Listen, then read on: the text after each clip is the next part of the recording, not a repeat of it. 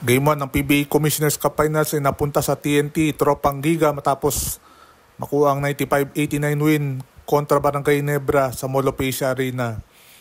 A convincing win for the Tropang Giga para simulan ang Best of 7 Championship Series. Pagkamat hindi siya nag-reflect dun sa final score.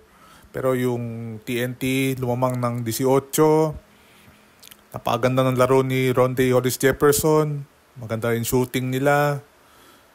Siyempre yung depensa na naging susi para sa kanilang championship last conference ay pinakita din nila against the Gene Kings.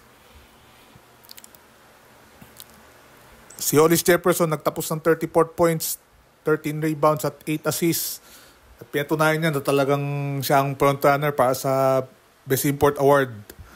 At yung doon sa 34 na yon 23 nanggaling sa first half kung saan yun nga na-domina na ng TNT ang Ginebra.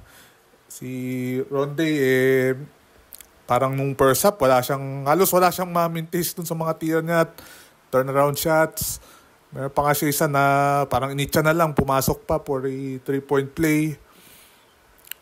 Although nung second half medyo nag-cool off siya, pero may mga instances na mga na-score siya na crucial baskets para ma-maintain ng TNT yung kanilang lead at lalong mahirapan yung Ginebra na makahabol.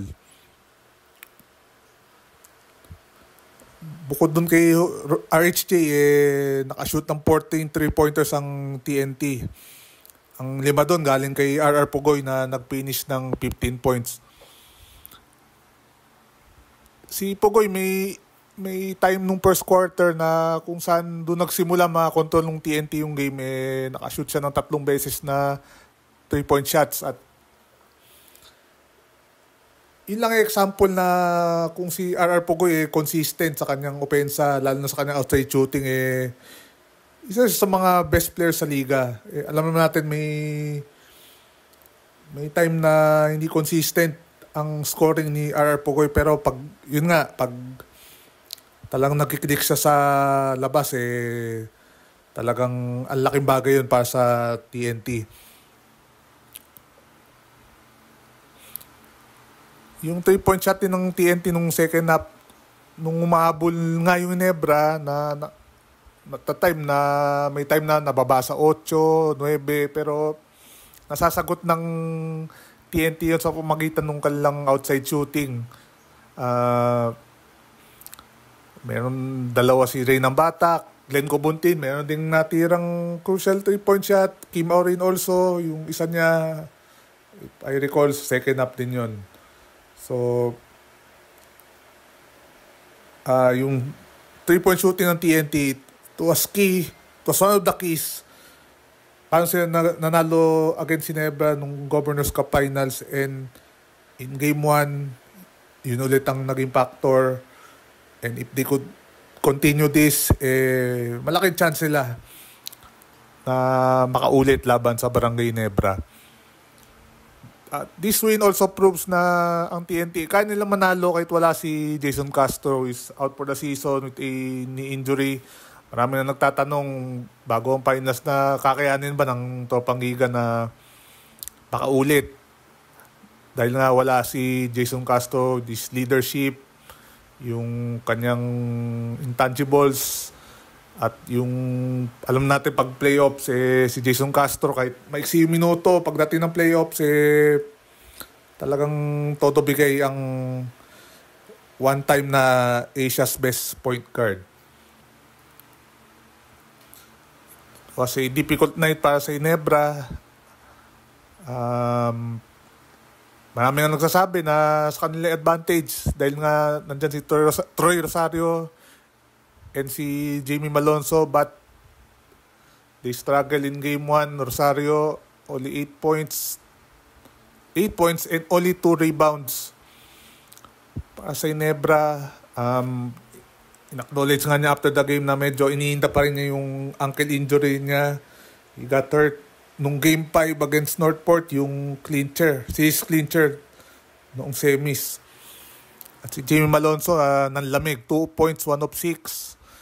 At nung semis din nga against Northport, isa sa mga reasons bakit nga na-dominate ng Gene Kings yung Batang Pier sa serye na yun.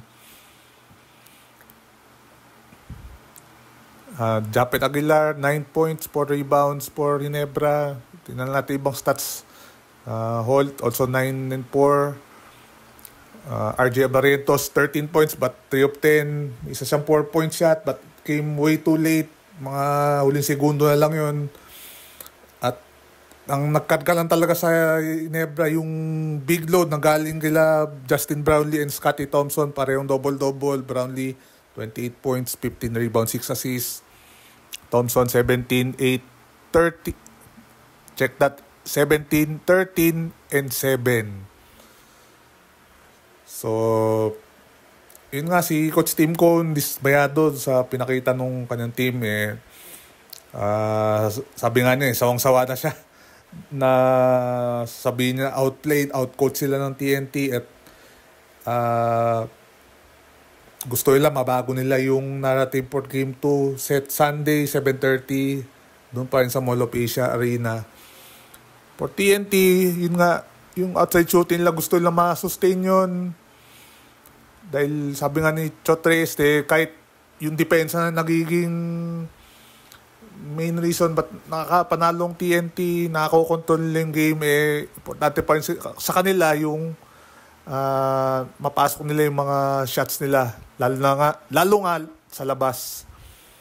So, yun, TNT will go for a 2-0 series lead on Sunday. Ginebra gustong matablayan at 1-1 before we go to, kasi yung game sa Sunday last na yun sa MOA, mamamasyal tayo for Game 3 and Game 4, Game 3 Phil Sports, Game 4 Inares, then pag kailangan ng 5 to 7 doon na sa Smart Araneta Coliseum. So yan lang ang ating thoughts and yung mga info sa nangyaring Game 1 ng PBA Commissioner's Cup Finals, and abangan natin kung anong mangyayari sa Game 2 this Sunday.